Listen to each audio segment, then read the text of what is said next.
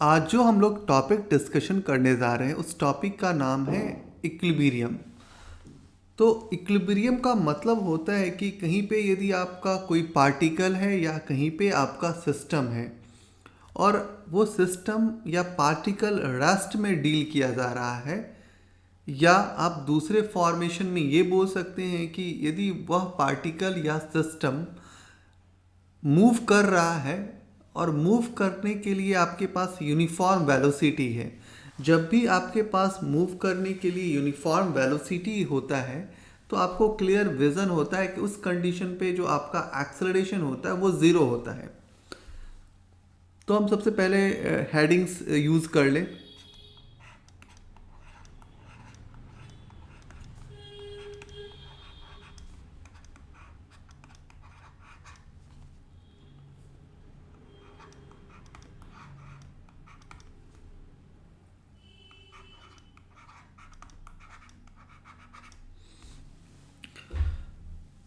Equilibrium को समझना है तो आप समझो कि आपका जो ऑब्जेक्ट है या जो भी सिस्टम है वो क्या चीज़ में है, तो वो रेस्ट में है।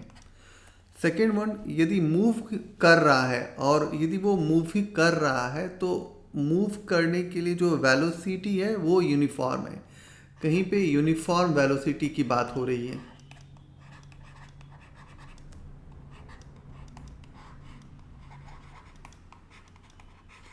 तो पता है कि जब भी आप यूनिफॉर्म वेलोसिटी के साथ डील करते हो तो उस कंडीशन में आपको पता होता है कि एक्सेलरेशन क्या होता है, सिस्टम का ज़ीरो होता है। तो अकॉर्डिंग टू न्यूटन के फर्स्ट रूल से आप बात करें तो जो आपका नेट फोर्स होगा, जो फोर्स नेट होगा, उस सारे का सम क्या हो जाएगा, ज़ीरो हो जाएगा। तो यदि आप इक्विलिब्रियम में हैं तो आपको ये भी चीज़ें पता होता है कि आपके पास जो भी फोर्सेस हैं, मान लीजिए कि वो फोर्सेस हॉरिजेंटल फोर्सेस हैं, मान लीजिए कि वो हॉरिजेंटल फोर्सेस है, उन सारे का सम क्या हो जाएगा, ज़ीरो है। वाई डायरेक्शन में जो भी फोर्सेस हैं उनका भी सम क्या हो जाएगा, ज़ीरो हो जाएगा। तो एक तो आपको इस रेस्ट वाली कॉन्सेप्ट पे अपने आप को कंसंट्रेट करना है। दूसरा कि यदि वो मूव कर रहा है और मूव कर रहा है तो यूनिफॉर्म वेलोसिटी से मूव कर रहा है, तो आपको पता होता है उस कंडीशन पे आपका क्या होता है, एक्सेलरेशन ज़ीरो होता है। और न्यूटन के फर्स्ट रूल को भी ये ओबे करेगा, क्योंकि वो यहाँ पे नेट फोर्स जो होगा वो क्या हो जाएगा, ज़ीरो हो जाएगा। अब रहा कि फोर्स ऑफ इन इक्विलिब्रियम के जो सवाल होते हैं, बेसिकली आप कभी इन फ्यूचर लाइफ में इंजीनियरिंग कर रहे हैं तो वहाँ पे इसका बड़ा इंपॉर्टेंट रोल होता है। बस आप 11th और 12th के अंदर या जेई लेवल की बात करें तो सिर्फ इनके कंपोनेंट और इनके बेसिक एनालिसिस का यूज़ होता है। तो छोटा सा एक डेमोन्स्ट्रेशन है जो हम आपको दिखाते हैं एक प्रॉब्लम के थ्रू, जहाँ से आप इक्विलिब्रियम को थोड़ा और भी क्लियर विजन के साथ सोच सकते हैं, जहाँ पे हम कुछ टेंशन्स के प्रॉब्लम्स को आपको शो करके दिखाएंगे। तो मानिए कि अपने पास एक क्वेश्चन है, सिंपल सा क्वेश्चन है, बहुत बड़ा एनालिसिस तो नहीं है इस क्वेश्चन में। ऐसा है कि यहाँ पे एक ए पॉइंट से यहाँ से हमने एक लाइन खींचा है और मैंने इस केबल को यहाँ पे जाके टाइट कर दिया है और एक मास यहाँ से हम हैंग कर दिए हैं।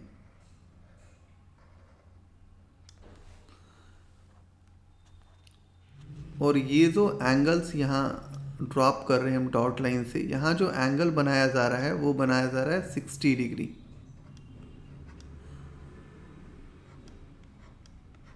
और ये भी एंगल जो गिवन है वो है 60 डिग्री, ठीक है।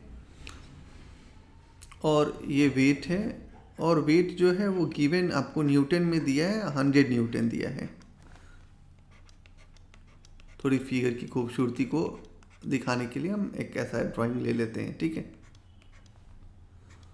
और मुझे टेंशन फाइंड करना है, तो एजम्पशन है कि ये टेंशन ही मुझे कैलकुलेट करना है। तो मेरे को ये पता है कि यहाँ पे टेंशन लगेगा, तो यहाँ पे मान लेते हैं कि यहाँ पे टेंशन T1 है, ठीक है। दूसरी बात है कि यहाँ पे भी टेंशन लगेगा, तो टेंशन यहाँ पे मान लेते हैं कि सर्टेन यहाँ पे जो टेंशन है वो हमारा है T2। तो हम यहाँ पे भी एजम्पशन करते हैं कि यहाँ पे एक टेंशन लग रहा है और वो टेंशन है हमारा T2। थोड़ा आपको यहाँ पे कंपोनेंट का एनालिसिस का ज़रूरत पड़ेगा और एक बेसिक कॉन्सेप्ट आपके पास क्लियर होनी चाहिए कि कंपोनेंट का क्या होने वाला है। तो हम इस डायग्राम को थोड़ा सा और यहाँ पे ड्रॉ करके एक बार आपको कंपोनेंट के बारे में बता देते हैं।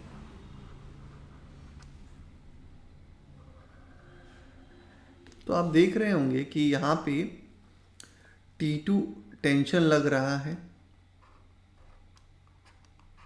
क्लियर है यहाँ से, और ये एंगल बन रहा है आपका 60 डिग्री। तो इसका कंपोनेंट ब्रेक करें तो ये हो जाएगा T2 cos 60 डिग्री, और ये जो कंपोनेंट हो जाएगा वो हो जाएगा T2 sin 60 degree. Second one की आप देख रहे हो कि T1 टेंशन जो लग रहा है वो इसके अपोजिट लग रहा है, मतलब एक दूसरे के बीच में फोर्सेस लगा रहा है बट अपोजिट डायरेक्शन में लगा रहा है। सर्टेन आपको एक और चीज़ है कि इधर आप देखो तो आपका वेट भी लग रहा है, और वेट कितना है, तो वेट आपका 100 न्यूटन है। यदि हमारे पास मान लें कि 1 मिनट के लिए मैं ये सोच सकता हूँ कि यहाँ पे एक टी नोट करके एक टेंशन लग रहा है, और ये जो टी नोट की वैल्यू होगी वो वेट को बैलेंस कर रहा है, तो वो कितनी हो जाएगी 100 न्यूटन। ये छोटे सा एनालिसिस जब हम कर लेते हैं तो अब इन एनालिसिस को थोड़ा हम यहाँ पे क्या करते हैं, एक बार हॉरिजेंटल फोर्स की बात करते हैं। मेरे को पता है कि सारे हॉरिजेंटल फोर्स का जो सम होने वाला है वो क्या होने वाला है, 0 होने वाला है। तो हम क्या लिख सकते हैं, इक्वेशन वाइज काम करें तो T2, हम इस इक्वेशन पे वर्क अराउंड काम कर रहे हैं अभी इस वाले पे, तो हम क्या लिखेंगे T2 sin 60 डिग्री, अपोजिट में है तो माइनस T1, इस सारे का सम क्या होगा 0, तो हम क्या लिख सकते हैं T2 sin 60 degree equal to T1। Second one जो इक्वेशन है उसके बारे में हम प्लान करते हैं, जो हमारा ये वाला इक्वेशन है T2 वाला इक्वेशन है। अब हम इस पर प्लान करते हैं तो हम लिखेंगे क्या, T2 cos 60 degree equal to 100 Newton.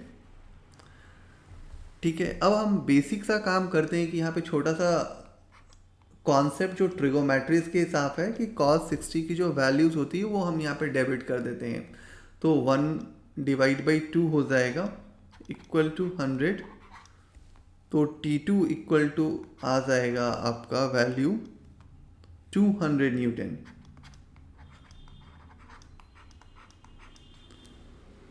अब T2 जैसे ही निकाल लिए तो फिर हमारे पास जो इक्वेशंस हैं, फर्स्ट इक्वेशन जो T2 वाला है, यहाँ से मान लें कि इज़म कर लेते हैं ये इक्वेशन ही 1 है, तो इस इक्वेशन के साथ ही काम करते हैं।